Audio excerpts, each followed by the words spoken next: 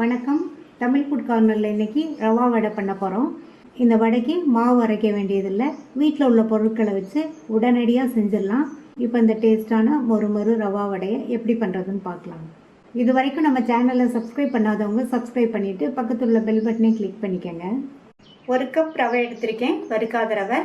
அதை இந்த மிக்ஸி ஜாரில் சேர்த்து நல்லா பவுடராக அரைச்சிக்கலாம். ரவையை அரைச்சாச்சு. ரவை மாவு மாதிரி நல்ல நைஸ் பவுடராக அரைப்படாது, இந்த அளவு இருக்கிற மாதிரி அரைச்சிக்கணும். 1 கப் ரவைக்கு 1.25 கப் தண்ணியை இந்த பேனில் சேர்த்துக்கலாம். இதுக்கு தேவையான அளவு உப்பு சேர்த்து நல்லா கலந்து விட்டுக்கலாம். இந்த தண்ணி நல்லா சூடாகி வரட்டும். தண்ணி நல்லா சூடாயிடுச்சு, கொதிக்கணுங்கிற அவசியம் கிடையாது. இதில் பொடி பண்ணி வச்ச ரவையை சேர்த்து கிளறிக்கலாம். நல்லா கெட்டியாகி வர வரையும் கிளறிக்கணும்.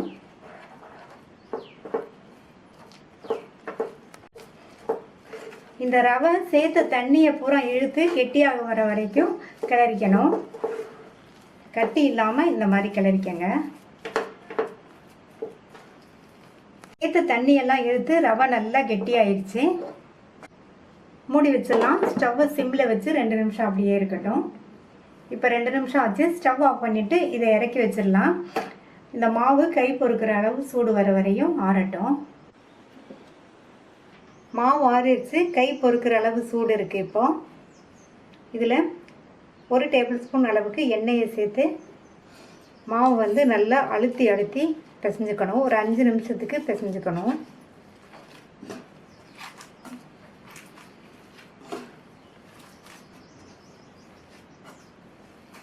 அஞ்சு நிமிஷமாக இந்த மாதிரி அழுத்தி பிசைஞ்சாச்சு. இந்த அளவுக்கு பிசைஞ்சுக்கணும். அப்போ தான் வடை நல்லா சாஃப்டாக இருக்கும். இப்போ இது கூட 1 டேபிள் ஸ்பூன் பொடியாக கட் பண்ண வெங்காயம், 1 டீஸ்பூன் சீரகம், பொடியாக கட் பண்ண 2 பச்சை மிளகாய், 1/2 டேபிள் ஸ்பூன் அளவு பொடியாக கட் பண்ண இஞ்சி, பொடியாக கட் பண்ண கறிவேப்பிலை, கொத்தமல்லி இலைகள். இது கூட 1/4 கப் தயிர் சேர்த்து மறுபடியும் நல்லா பிசைச்சுக்கணும். எல்லாம் நல்லா ஒன்றா மிக்ஸ் ஆகிற மாதிரி பிசைஞ்சுக்கலாம்.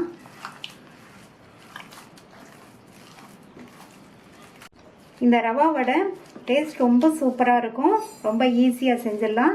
வடைக்கு மாவு அரைக்கணுங்கிற அவசியம் கிடையாது. இப்போ மாவு நல்லா பிசைஞ்சாச்சு, எல்லாம் ஒன்றா மிக்ஸ் ஆகிற மாதிரி. இப்போ வடையை தட்டி ரெடி பண்ணி ஒரு பிளேட்டில் எடுத்து வச்சிடலாம். கையில் லைட்டாக எண்ணெயை தொட்டுட்டு ரெடி பண்ணி வச்ச மாவுலேருந்து ஒரு உருண்டை மாவு எடுத்து நல்லா உருட்டிட்டு உள்ளங்கையில் வச்சு இந்த மாதிரி நல்லா ப்ரெஸ் பண்ணிவிட்டு நடுவில் ஓட்டை போட்டுறணும்.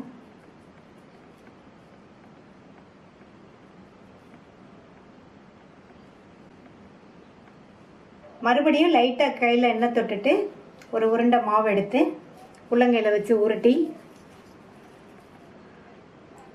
நல்லா இந்த மாதிரி தட்டிட்டு ஓட்டை போட்டுடலாம். ரவா வடைங்கிறதுனால நம்ம 2 பக்கமுமே இந்த மாதிரி ஓல் போட்டுறணும். இதே மாதிரி எல்லாத்தையும் தட்டி ரெடி பண்ணி வச்சிடலாம். எல்லா மாவையும் வடையாக தட்டி வச்சாச்சு. எண்ணெயில் போட்டு பொரிச்சு எடுத்துடலாம். வடையை பொரிக்கிறதுக்கு எண்ணெய் விட்டு சூடாயிடுச்சு. ரெடி பண்ணி வச்ச வடையை ஒவ்வொன்றா எண்ணெயில் சேர்த்துடலாம்.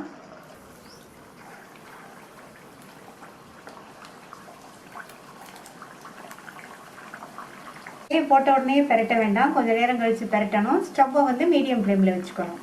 ஒவ்வொரு வடையாக பெரட்டி போட்டுக்கலாம்.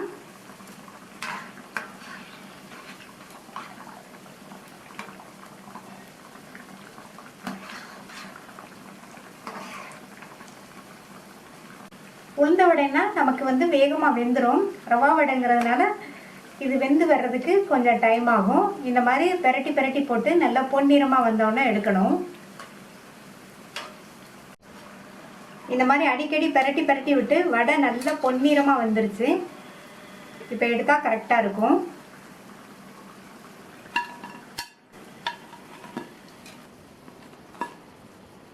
டேஸ்டான மொறு ரவா வடை ரெடி ஆயிடுச்சு. மீதி உள்ளதையும் இதே மாதிரி போட்டு எடுத்துடலாம்.